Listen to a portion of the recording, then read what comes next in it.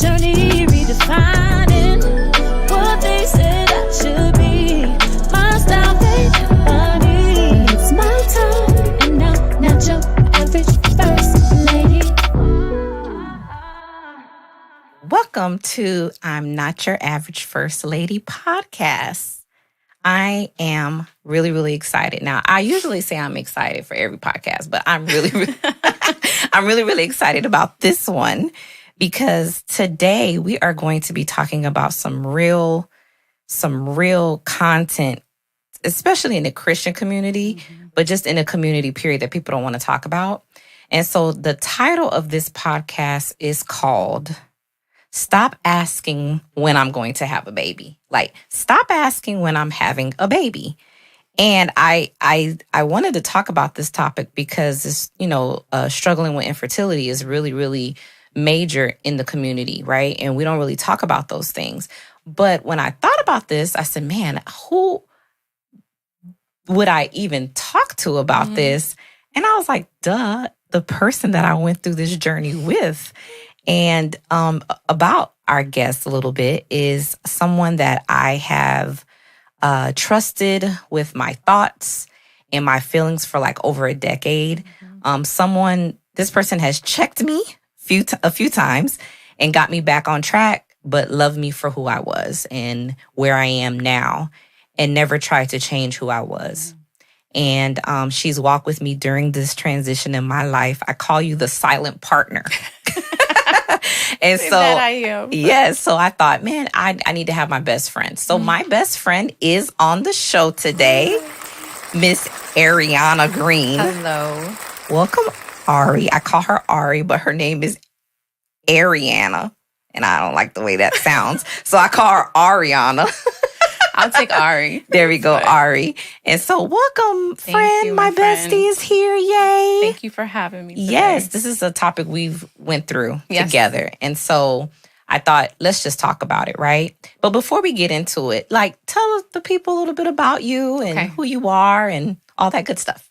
Well, like for those that don't know me, I am Rashida's friend. For how long have we known each other? I would say 14 years. 2008? I'll say 14 years because we've been married 13. We met right before I got married. So, known this lady for a long, long time. And we've been through a lot of ups and downs together. Not with each other, per se, but just in life. And I've been at Revealing Truth since 2007. Oh, wow. So, okay. What is that? Almost 20 years. I am married. I've been married for almost 15 years. Okay. To my middle school sweetheart. I know. When I hear that, I'm like, no, that's not serious. That's not true. She has been a lot with of this people guy. Are like, are you for real? No, I've seen. They've been together since middle school. Yeah. That's crazy. That's my boo. So what else? I support him in his efforts at Envision. So I serve as internal director of operations. So and just happy to be here. So, yes, and you actually have 2 children now. I have 2 children. Yes, despite my infertility journey, I have 2 children, Ava and Alan. Ava is 6. Alan will be 5 in December. So they've changed my world for the better. Added a lot of love, but also patience building. Oh, for sure. For sure. Yeah. So that's a little bit about Miss Ariana. And so we're going to talk about this.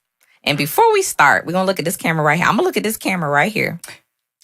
And I'm going to tell the people out in the world or in this podcast community or on YouTube, stop asking women when they're going to have babies. We don't want to hear that. It's very insensitive. So stop asking. If I can teach you anything, stop asking women when they're going to have a baby. A lot of people don't realize the infertility struggle that a lot of women, especially women of color, go through. It's not a black thing or a white thing. It's just a woman thing in general.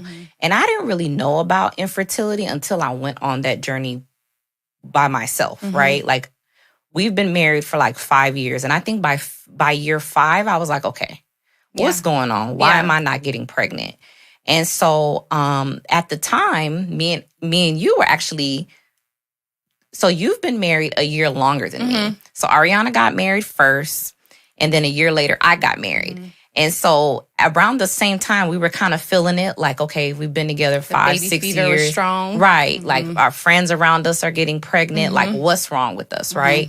And so we were like, let's go and figure out. We started going to doctors and saying, okay, what's going on? But then you brought up IVF or IUI. IUI. And so I think that also changed my world. I had never heard of it.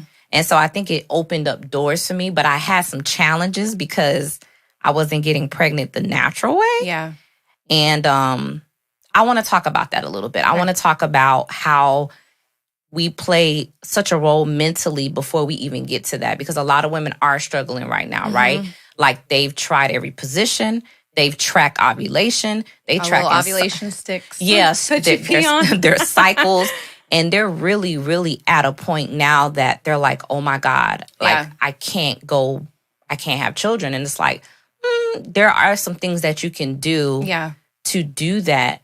But we get so deep. Like, I don't understand why we're so deep with it. But I've been there, right? Because I didn't want nobody to know I was going through IVF. Nobody, right?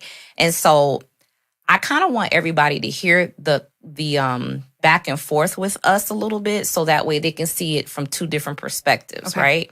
And so you were married 6 years. I was married 5 years. We were like, okay, let's go on this journey. But I kind of started the process. We kind of went it together, but I started the process. Got pregnant the first time with IVF, but then miscarried.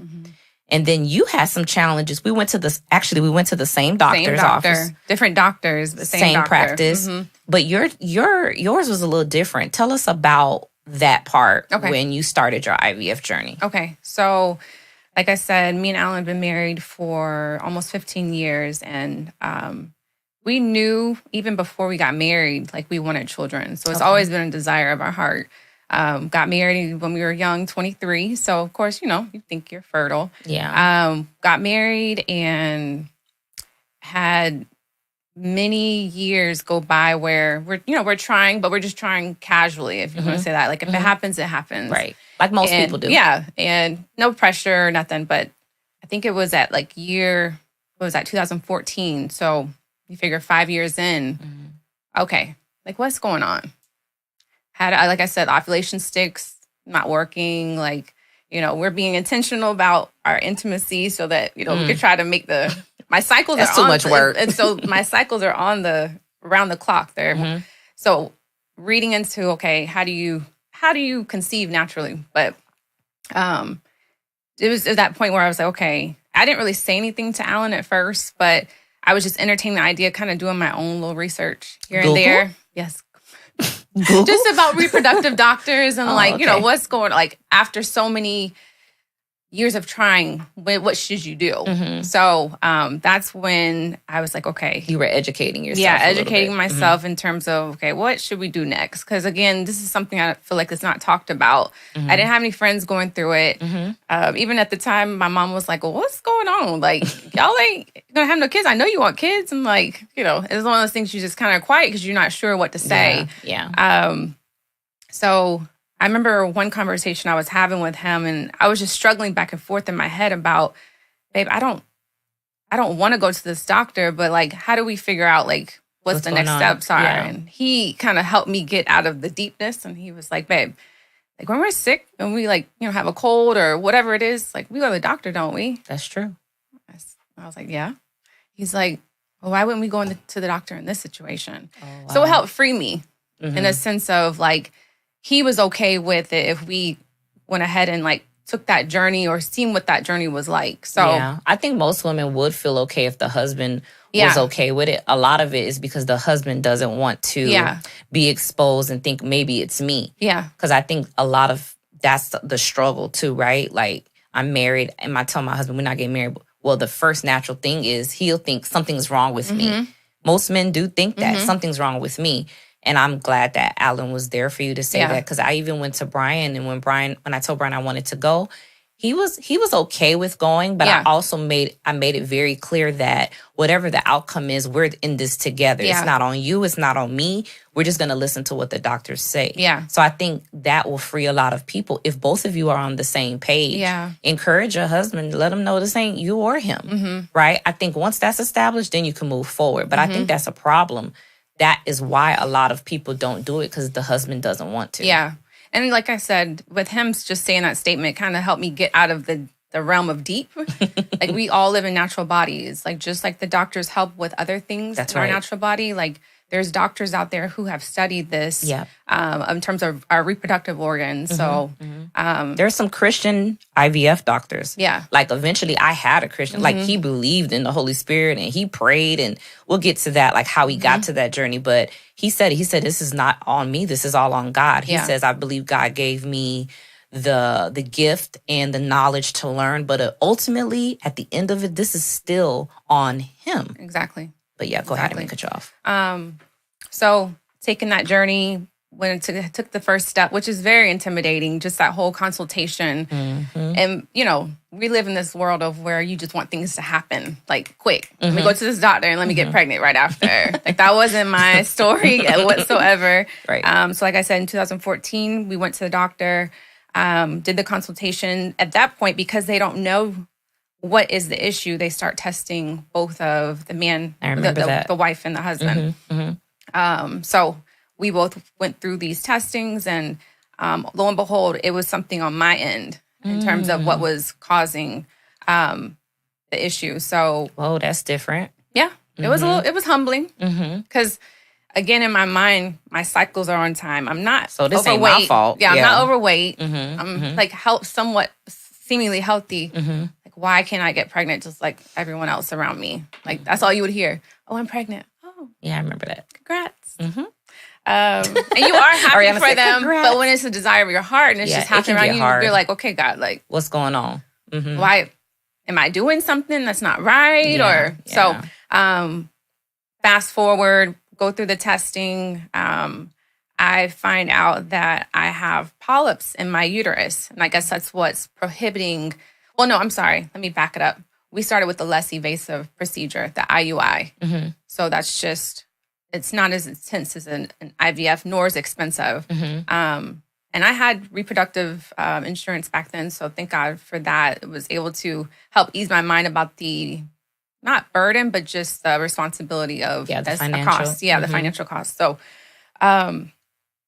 did that. We did that a couple times and it didn't work. So I remember I was at the office after I just found out it didn't work. And the lady was like, honey, she was like, your benefits are pretty good. Like, why don't you try the IVF? And I'm like looking at her like, lady, I don't even want to go to that because you just hear so many extreme stories. Again, I'm on Google. You hear about all the medicine and just the journeys that some of these women have gone through. And I just was not interested. But it was something where, okay, let's just try it. Let's just take the first step. Put one foot in front of the other. That's right. And we did the embryo transfer, or I'm sorry, the egg retrieval back in 2015. So did you do the polyp removal first, or you did the egg retrieval first? And it's so, I was telling you this earlier, like, it happened so long ago, or Okay. seemingly so long ago, like, that struggle, like, that journey, it's sometimes the details are hard to forget or Yeah. hard to remember because, like, he brought you out of it and it's, like, not even relevant anymore. So, Yeah. No, I agree. I will say, okay, no, the actual egg retrieval, I didn't have the surgery yet. Had the egg retrieval, I got 5 embryos. And I did a frozen transfer or a frozen cycle. So what does that mean? Frozen cycle is when they retrieve the eggs and then they freeze them. Yep. I'm sorry. The frozen cycle is when the egg and the sperm are put together and then frozen 5 days later. Gotcha. So it becomes an embryo. I went through this with you, Yeah. so I'm just wanting the other people to hear. So your journey was a little different. So you did your testing. It was you. It was on you or whatever. And the doctor said, okay, let's get your eggs retrieve your eggs first. Yeah. But did they see polyps at that point? No, it was after when it was time to come through for the transfer. Okay. they did a ultrasound, a water ultrasound is what I remember it as. And then that's when they seen him. So they said, okay, Ariana, before we have this transfer, let's go ahead and do a DNC. So these are polyps that are growing in my uterus. I guess it's prohibiting growth. So we did that and started clean. This is where they put you to sleep and actually do a DNC. Yeah. So usually a DNC is used when you have a miscarriage, like, you know, miscarrying, and then they go in there and do a DNC. Yeah. So they did a DNC, put you to sleep to clean out pretty much your uterus to get ready to implant. Yes. Okay. All right. So then. This was all like within days, weeks? So the egg retrieval was 2015, like late 2015. And then early 2016 is when we did the DNC in preparation for the embryo transfer. Okay. So in time frame. Because I'm trying to remember. I think you were already there. You were already at reproductive medicine group. And then I joined reproductive medicine group like around the same time. I don't know why I feel like mine kind of went a little faster. It did. I feel like it did. Because I went through that same process. And you guys did the fresh cycle.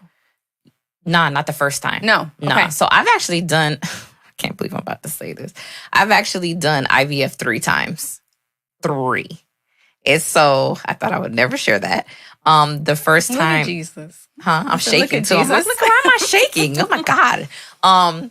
The first time I did IVF, I did IUI too. It didn't work. After about 2, Brian was like, okay, enough of that. Yeah. So we did IVF and did my egg retrieval. And by the time they got everything out, I was able to I had 4 eggs or something like that. I can't remember. It was so long ago, right? And then the same process, they froze it like they did yours. And then they weighed it because I had, along with it, I got overstimulated. So they want the drugs to... Right. So we were on heavy medication. That's injections in your stomach. And and let me be clear, like, now that I think about it, people be like, oh, you had to get shots and medication and drugs. I'm like, yeah. But let me tell you, the outcome of it all, I would do it over again. Yeah. If I know the end result is what I have. Of course. It's like a blur. It's like almost like when people have natural childbirth or have a baby, they be like, oh man, I don't even remember the pain. I don't remember the IVF process that well. Yeah. Like you said, bits and pieces, but I don't remember that part. I do remember the injections. I remember, the pain of having to get injections in your butt and all that stuff. I remember all of that. But I would endure it again. Yeah. And so that process, I think when we got to that point and I did my first transfer and I got pregnant the first time. And do you remember what year that was? That was in 2016. Okay. So like earlier 2016. Earlier 2016. I remember because... Was that after we took the cruise? Yeah. Okay. It was after vacation because, I remember that. So I got pregnant and everything was good. It was like Thanksgiving. We're telling everybody we're so excited. And we had to go for the heartbeat. And that's when we found out that we miscarried. So they had to schedule DNC. It was like a whole situation, right? But the same doctor that you had, the same doctor I had that did the transfer, it was like bedside manner was terrible. Like they were like, nope, no heartbeat. Brian was like, what do you mean there's no heart? Like we stood in that room for like 30 minutes silent. Yeah. Like trying to figure out. And when you said, okay, I'm about to do my transfer, I said, who's the doctor? And you told me the doctor's name. I was like, oh man, this is not good. No, I really thought, I was like, man, this is not good. They have my friend here. So after I miscarried, I tried again with the last embryo. Didn't take. I was like, I'm done. I am done. I just didn't know at that point. I was like, okay, God, I'm going to find another doctor that's maybe a smaller practice. I felt like I was a number to them. Yeah. I'm going to find a smaller practice that the doctor can really, really look at my body. That's important too. When you're going through IVF, you got to make sure that these doctors are not treating you like a number. Yeah. That they really care about your body and your makeup. And I found this doctor, Dr. Weldon. He's retired now. But at the time, Dr. Weldon was very old. I mean, the man got to be 80 years old. Now he's in his late 80s. But at the time, he had hearing aid on both, one on the left, one on the right. But he was sweet as pie. He was Baptist. Like, he really loved God, but he loved people. Yeah. And I had a connection with him. And I think once I went through it a third time, I felt like, okay, now this is a good place for me. And we actually, a lot of people don't know, we actually got pregnant at the same time this time.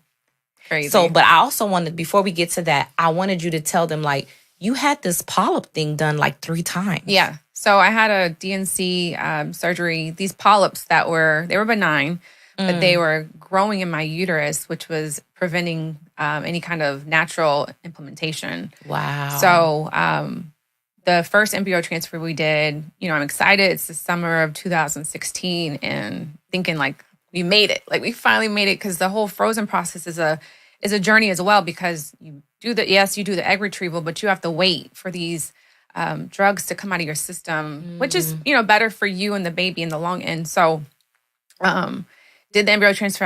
I'm thinking like, it's good. We're good. I get the results back and it's negative. And I just remember like falling in Alan's arms. I'm like, I don't know what to do. Like, I'm done. Like, right, is this not supposed to be, like, I don't feel like it's supposed to be this hard. And then you start thinking, man, I can't give my husband children. Like all of that stuff goes in your head. Again, knowing like we've been friends since we've been in middle school. Yeah. Like that's always been a desire of our heart. Yeah. And I remember going back and they were like, well, let's see what happened. Because they kind of assessed like, okay, why didn't it take? And we go back, I do another ultrasound. And the doctor was like, Erin, I've never seen this before.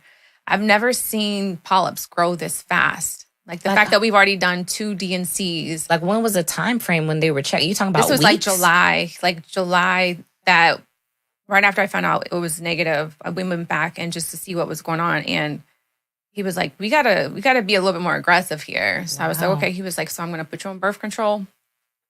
And as soon as you have this DNC, you stay on birth control. You don't miss it, because at that time, because it was the embryo transfer, they kind of like wean you off the whole birth control thing. But he was like, no, you take it up until the day of the transfer. So we got to that day. We decided to input 2 embryos, and they took around, what was that? That was September. I had shortly before that left my corporate job to join Alan at Envision. So it was just a lot of transition happening. But like you said, right before I found out I was pregnant, a month before that, you found out you were pregnant on your anniversary, right? So that was crazy. That very was crazy. But at the time too, what was it? One of our friends was already pregnant. And then shortly after we found out another friend was pregnant. Yeah, so like it's this group that we kind of hang. It's the 4 of us, right? We call them, we call us like Kingdom Family. That's what we call it. And so there's 4 couples that we hang out with. Even before we had kids. What was crazy was we all got pregnant at the same time. So it was like one was doing March, one was doing like April, one was doing May, and one was doing June. Well, once the one that Claire had her baby in March, everyone kind of toppled after that. Because mine was in April, supposed to be in May. You were supposed to be in June, then you were in May. And Camille, same thing. She was supposed to be July. She was supposed to be July. And then, it was crazy. Like, it's amazing how God set it up. But I believe that a lot of times with infertility, people don't look at the journey. Yeah. And I think it was a beautiful journey for us. I believe that God knew exactly what I needed at the time. I feel like I was able to go through pregnancy and IVF with you. He says, man, what no better way to have but your best friend with you, right? Most people can't say, everybody like, hey, I got pregnant at the same time. Trust me, it wasn't planned. People ask from the church, did y'all go? They know we vacationed together. Yes, we go everywhere together, right? They're like, did y'all go on plan vacation? That? And like, nah, we didn't plan. I promise you, we didn't. Nah, we didn't. We didn't plan it. But I think I am just so grateful that I was able to go through this journey with you, because it wasn't easy, right? Like I got pregnant right away the first time, lost it. Yeah. Didn't get pregnant the second time. Now I'm going through IVF again for the 3rd time. I got to be put to sleep again. Like I don't like being put to sleep. And so when I went through that process, I was like, okay, God, I have an issue with this. Like I'm thinking, okay, is it because of what I've done in my past? Like that thing rolls up in your mind, but it's not just on the medicine and the techniques. Your mental clarity has to be there too. Like I started journaling. I started saying, okay, God, like making sure I took care of my mental state, making sure my husband was okay, because I mean, you got to get your husband to be on board. Like, this ain't no natural thing. Like, you got to, okay, babe, I need you to go in the room. And I mean, you got to actually have those conversations. And I wanted him to feel like you're still the man. Like, you are the man. And I was making sure that I was very intentional when it came to him where he didn't feel uncomfortable. But then also, too, I believe the doctor really helped. Dr. Weldon's practice and his people really helped. And once we went through the pregnancy, so now we went through IVF eggs and polyps. Well, now wait, I want you to back up. Okay. So you did frozen cycles before that. At RMG. But then you did a fresh cycle. You need to explain what a fresh cycle is to the people. Is she interviewing me? This is my podcast. Okay. so yes, frozen is when they take the eggs, take the sperm, put it together, and then they freeze it. They harvest it. It stays in the ice. Well, when we tried that the first 2 times, Dr. Weldon was like one of the first IVF doctors in Tampa. That's why he's so old. Crazy. God bless. Yes. Dr. Weldon, if you ever listen, I love you. I really do. He was old. Yes. And so I was like, okay. He was like, hey, Rashida, based on your numbers, he's like, well, we're going to go with your natural ovulation cycle. You're not going to be on a bunch of medication. I'm like, this man don't know what's he. Okay, sir. Yes, sir.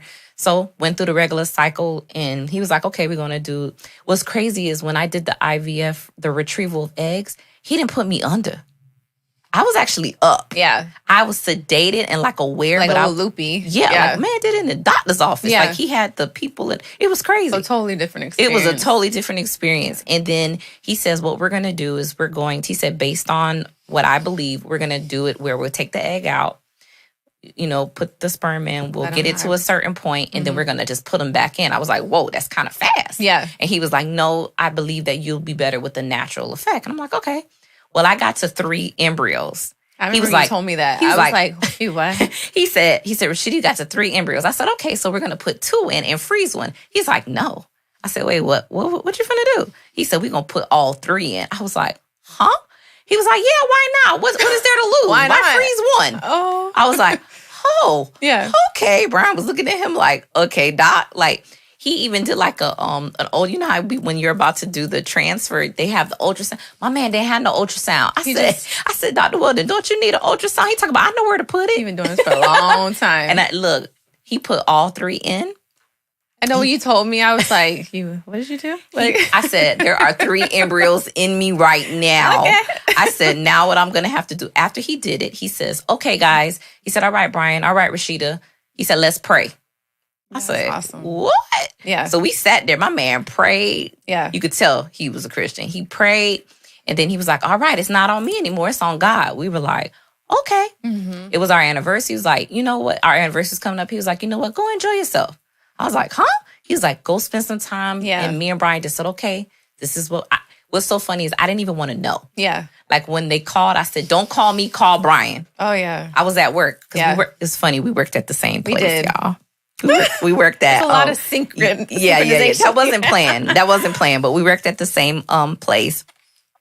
And I remember being in Panera, and I said, Brian, the phone rung. I was like, oh crap. Okay, let me get ready. So I call. I said, hello. He says, hey babe. I said, hey. He says, well. I said, they called you? He goes, yeah. My heart beat. I don't know. I'm like, I know the end of the story. Why is my heart beating? He's like, yeah. I said, he goes, well. You did it, babe. I said, we're pregnant? He said, yeah, you did it. I said, yeah. It's such a surreal feeling. Oh, my God. I stood, it's like time stood still. Yeah. And I was like, okay.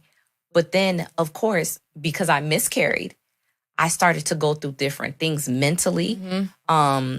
Man, when I say a toll will take over you, like I started to bleed the same exact way I did when I miscarried. I bled. Same thing happened again. I was at work and I remember being in the elevator with my friends and I said, oh my God, it's happening again. And they were like, what? They rushed me to the emergency room. I remember that. Oh my God, I was crying. I was like, God, no, please don't. And I remember the lady coming in there and doing the ultrasound and she's like, oh no, you're fine. The baby's here. I was like, really? Yeah. I couldn't believe it. She had to turn the camera around to show me. And I was like, okay. She said, well, Rashida, that happens when the baby's been implanted. Those things happen. I was like, okay. All right, God. Then I started having contractions at 22 weeks. Yeah. Because I have fibroids. And there's just so many things different. I'm still getting progesterone injections. Mm-hmm. But like I said, I don't want to discourage nobody, but it was the best decision I ever made. Yeah. I believe that if you weren't going through what you were going through and saying, Rashida, just try it. Yeah. I think I would have never done it. Yeah. I really don't think I would have done it. Yeah, I definitely think it was a blessing in disguise that we were able to like take that journey together, because you can't say, nope, everybody can't say that. And to have your sister there with you, like y'all going through the motions, like there's ups and downs as you go through this medicine, is, impacting your body, like, stuff change. And you can't be reading on internet, because I will say the stuff that I did read on the internet prior to like even just going into this whole journey, like you would think the worst of things. And I was intentional about not looking at that type of stuff. And I had a great journey. Yeah. It was, I don't want to say, yes, despite the fact that we couldn't conceive naturally, it was just one of those things where everything, like I didn't gain a lot of weight from the medicine. I wasn't like what emotional. You had read. Yeah, I wasn't emotional, like all that, or sick or anything. Like it wasn't that experience at all. So it kind of just taught me like, no, just keep trusting God every day. Yeah. And so, like you said, with the bleeding thing, I think a couple weeks after we found out and found the heartbeat, me and Alan were sitting at a restaurant, and I went to the bathroom and I was bleeding. Those same, like, okay. It's almost like you kind of set yourself, like you don't want to be set up for disappointment. So you're just kind of like staying this middle ground. And yeah, it was a transition in my mind in terms of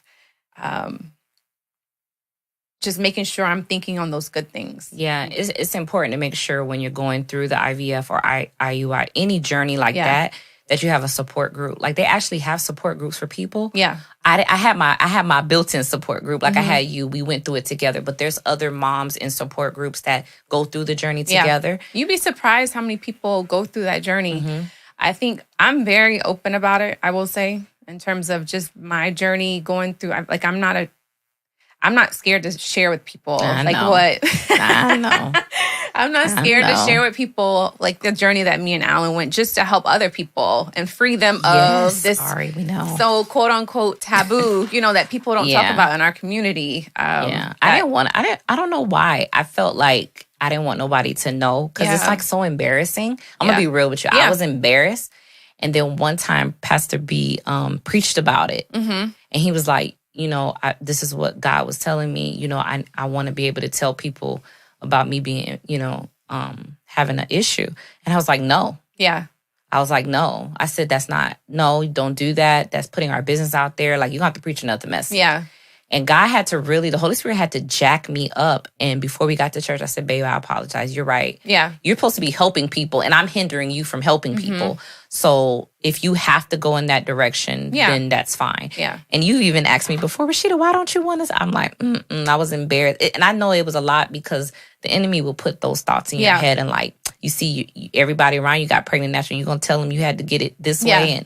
But I'm over it now. I'm free. That's why I'm having the podcast and having you on, because it is what it is. Yes. It's my journey. My she's perfect. I'm about to say, my baby is grade A. Grade she A. was picked amongst all the eggs that I had in the embryo. She was picked specifically. So no, right. I don't let that discourage me. And you never know what people are going through. Again, it's not something that you just have in a casual conversation. So like sharing that, like there's been so many people like, oh, I had it too, or like, really, yes, wow, a lot more people than I would guess. Yeah, had this. But in the Christian community, it seems like they don't want to talk about IVF. Yeah. And it's sad, because I've been there individually with myself, but like being a pastor, like more women are coming up to me about it. Yeah. And I'm like, okay, God. Yeah. Everything's done for a reason. I get it now. Like I understand that I went through this to help somebody. Exactly. This is not about me. This is about them and helping them. And we got to get past that. Yeah. We got to get past being so deep. I believe in trusting God. By the same time, he gives you wisdom. Yeah.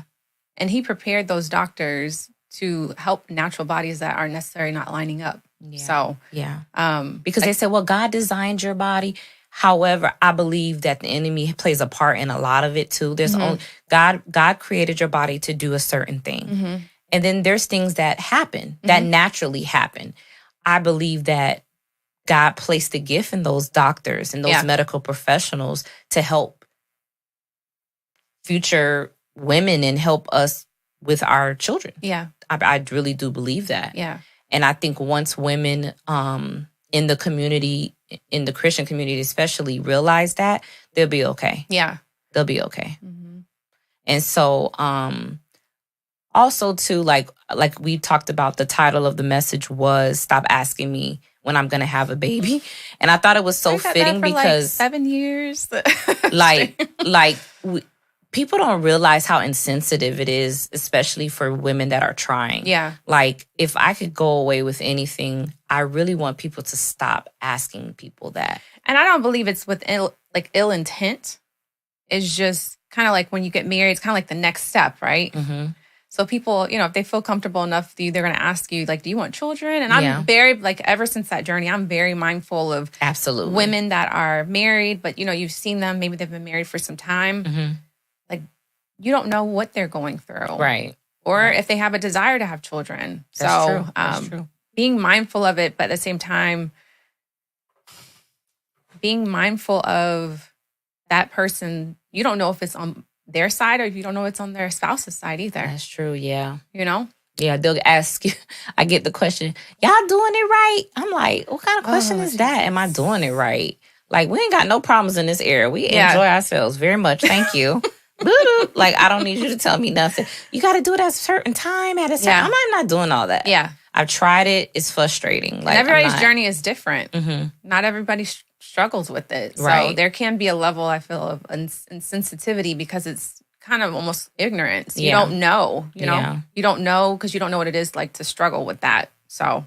But I will say, but now like, from this point, I'm hoping that people will be a little bit more sensitive when it comes to asking that question. Yeah.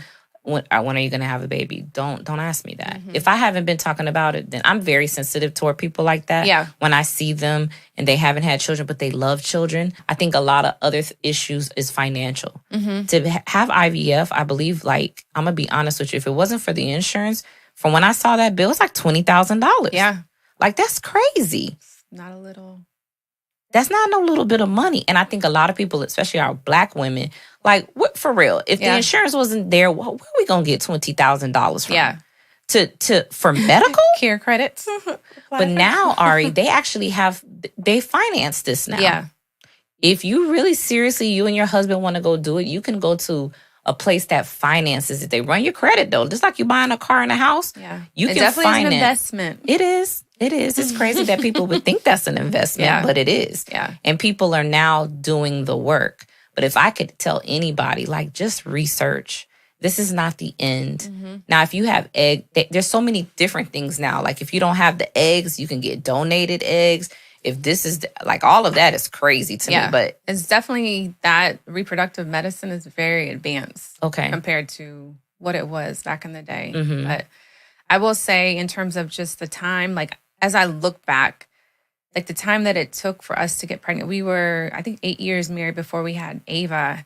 Like, I'm glad that we had that time together. Yes, we had this struggle or this pursuit of wanting to be parents. Mm-hmm. But at the end of the day, it gave us a chance to learn each other. It gave us a chance to work through things together. Yeah. And just almost to, like, again, humble yourself and know that, like, at the end of the day, like, God's got you. Yeah, for sure. Stop thinking it's you that's making it work. And that's one of those God's lessons timing. that I had to learn over and over again through this journey. It was definitely one of those things where you being put to the test. So what are you going to do? Yeah. What are you going to do? You going to trust God? Or are you going to try to continue to make it your plan and make it work? Yeah, So- for sure. For sure. That's good. Yeah. That's really good. So I probably will say this. If there is anyone out there listening that have a desire to have children, I would say don't give up. Yeah. I would definitely say review your options, investigate. Don't just go ahead and say, okay, this is it. Especially if you're young, right? A lot of people say, oh man, I'm old. No, I mean, I think people can go to IVF all the way to 50. I would say more than that.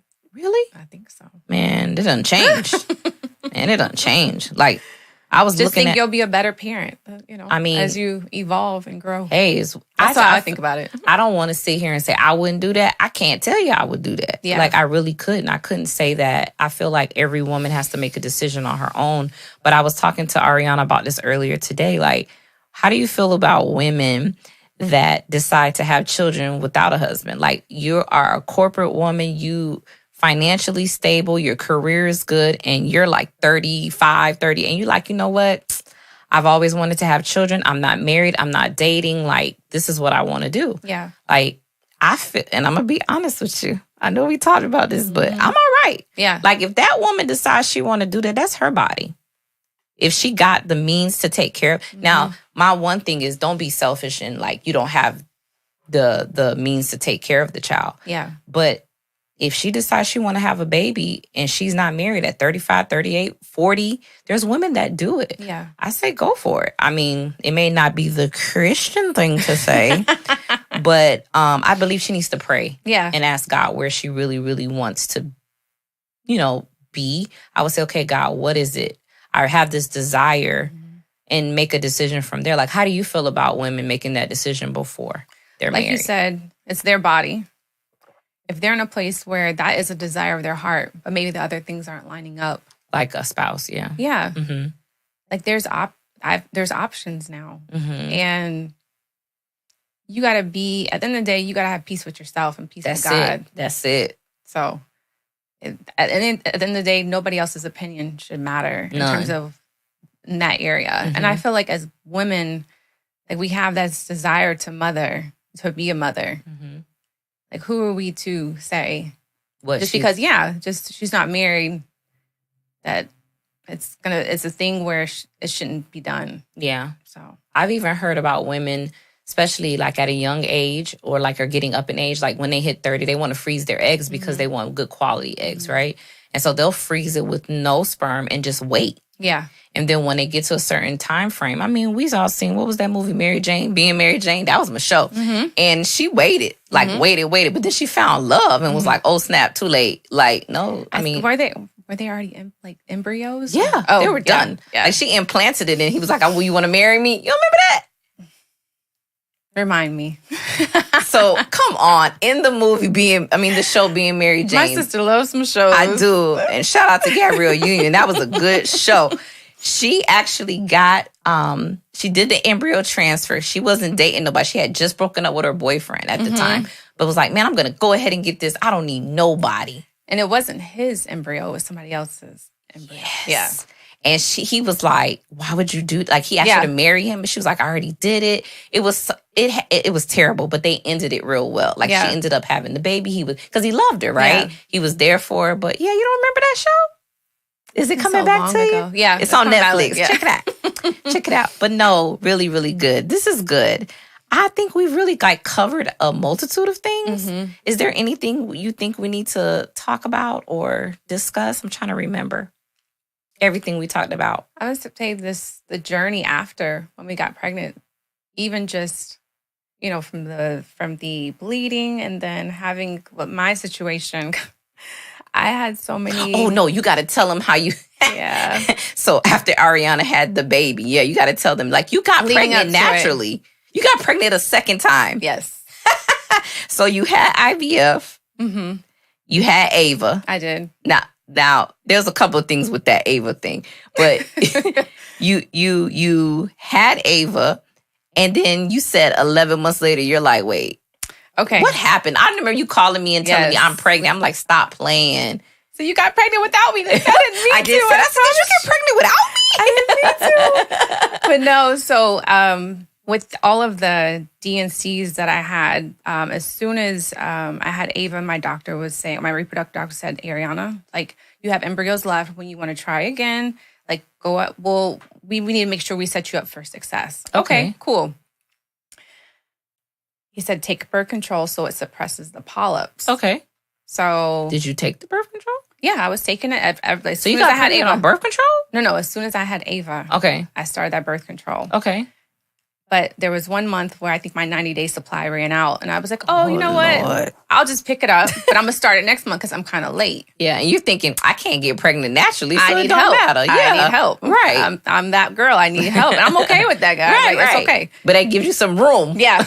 You think. So I think that was April of 2018. Ava's not even a year yet. I know. And Alan's like, where's your cycle? Mm-hmm. I was like, oh, it'll come. Like, what, let's move on. Mm-hmm. He was like, no, you're pregnant. I was like, what are you talking about? Oh, I'm not that girl. Mm-hmm. So it took a while for me to actually go to the store and like go buy the wow. Pregnancy test. And then crazy. I took it. And lo and behold, Alan Daniel Green III was conceived before his sister turned 1. Oh my goodness. And I remember Alan telling me back in like a couple months after we had Ava, he was like, yeah, when Ava's 1, we're gonna have another one. And I was like, no. Like I got what I wanted. I'm content. Right. Like I'm good. Mm-hmm. And no, I found out I was pregnant again naturally though. That's crazy. That has to be mind blowing for you. It was more even. I wasted my. Let me. It was even more surreal than when I found out I got pregnant with Ava. Okay. Because you're kind of expecting it, right? You're like, that's what you want. Yeah. Like, for it to come out of... That's what you paid for. Exactly. But for it to happen by itself, keep in mind, at that moment in time, me and Al had been married 8-9 years. And my mind has just shifted to this, I got to have help to get pregnant. Yeah. I'm okay with it. Mm-hmm. And for it to happen the other way, it was just another way the guy was like, you still think you're in control. Wow. You still think you're in control. Like, yeah. Wow. So... needless to say, I had to pivot quickly and just and transition my mind that, oh my goodness, like we're about to have another child. And that's crazy. Having 2 under 2, essentially, that was a journey in itself. But I'm so glad that it happened that way. But I've heard it happen so many times too. Like with ladies that have gone through IVF. Like, oh, really? They've had a natural pregnancy afterwards. Wow. So that's crazy. It is. I remember when Rashida was mad at me for so long. She was like, you got pregnant without me. I said, we're just supposed to do this together. Again. I'm like, I'm sorry. I didn't mean to. I was like, look, we have our children together. Remember, we planned. Yes. We said we were going to do IVF again in like a couple of years. We set the expectation with Ava and Amber. Yeah, because actually our daughters, it's funny too. We're best friends and our daughters are best friends, right? And our husbands are best friends. OMG. It's just when you tell people that, like when you're talking about it, you're like, this does sound crazy. It does. Like it sounds real crazy. Like the fact that the girls have been together, like literally since the womb. Like we have pictures of us standing holding next the to each other. When I came home from the hospital, or when Ava came home from the hospital. I think they were supposed to originally be a month apart. They became Amber 2 decided weeks. to make a little earlier appearance when I was on bed rest, right? But I was able to see my baby while I was on bed rest at St. Joe's. Yeah. And then they transferred me to TGH. Yep. And the girls were 2 weeks to the day apart. Yep, 2 weeks to the day. This morning, Ava was like, Mommy, Amber was born in April and I was born the day after. I was like, no, baby. This isn't 2 weeks apart. They be talking about it. Trust me. I told one of the people that helped me with the podcast, the staff, I was like, man, would it be cool to have like Amber on a podcast? OMG. She will give you what you want. I think I am. She already thinks she's on YouTube. She's recording videos, but she's not on YouTube. She knows all of the introductions or even the make sure you like and subscribe. Let me tell you something. I'll do it all. I would go through IVF all over again. Oh, yeah. Because I'm telling you, it was the most rewarding thing I've ever done in my life. Yeah. Ever. Yeah. Was have her. Yeah. I'll do it again. I might do it again. Might do it again. Might. Who knows? We don't know. We're done. So we're good. Ariana's like, we're done. And I'm good. I love my children. You don't want to do it one more time with me? No, but I am more than happy to share my journey with everybody and just the ins and outs. Man, all right. Well, I think we're good. I think we've touched on the struggle. We've actually told our viewers not to give up, but to research, investigate. It's okay to talk to people about it. Being mindful who's around you. Make sure you're not around negativity, people that are for you and not against you, and that you got to trust God. Yep. And that there's financial assistance now for people. Even if you don't have insurance, there's financial assistance, and it's worth a great, like you said, an investment. And get all your research and be okay with whatever God says at the end of it all, right? Yep. All right. Well, thank you, Ari. Thanks for joining Thank you for me, having bestie. me. I appreciate you. Appreciate you. Yes. Until then, we'll see y'all. Average first lady. Was a diamond in the rough till you found me. The rough around the edges till you shine me. Never again holding it in, taking a step on a journey, redefine.